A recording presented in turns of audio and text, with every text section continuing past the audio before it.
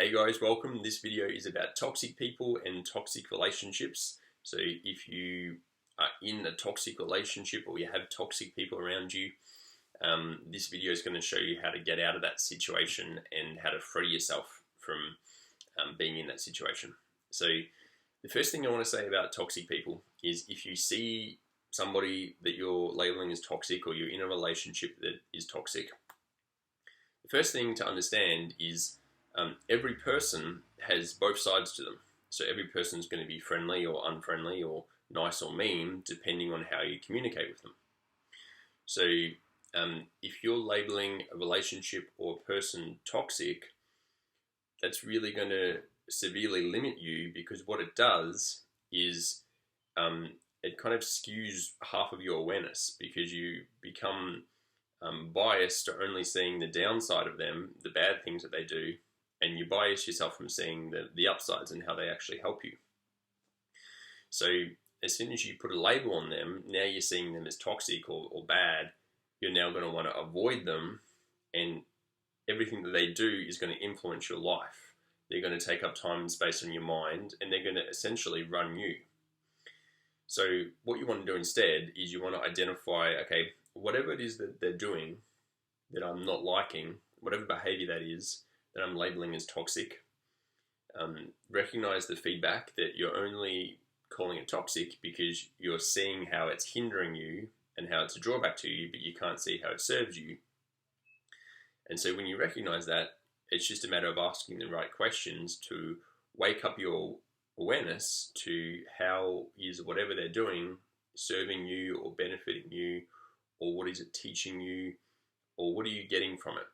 Because as long as you're seeing somebody with downsides and no upsides, they're going to influence your life. And if you move away from them and you end the relationship to get away from that, you're going to find you're going to run into it again. Somebody else is going to have that toxic trait, and you're going to go through the cycle all over again. Instead, it's wiser to get specific on what is it that they're doing that I'm labeling toxic, go and find the other side of it, see two sides of the trait, and now as soon as you see both sides of it, it doesn't influence you anymore. So that's the first thing. The other thing is, if somebody is behaving in a way that you're labeling toxic, look at the communication that you're having with them, because if you communicate to people in terms of their values and what's actually important to them, they're going to open up to you and they're going to be friendly. Whereas if you communicate to them in terms of what's important to you, but you don't take the time to recognize what's actually important to them, they're going to close down to you and you're going to label them as unfriendly. So a good example of this is my grandparents. And my grandparents used to have this bird, well, that wasn't their bird, but it was a wild bird, and its name was Claude, and it was a kawawong, so kind of like a magpie.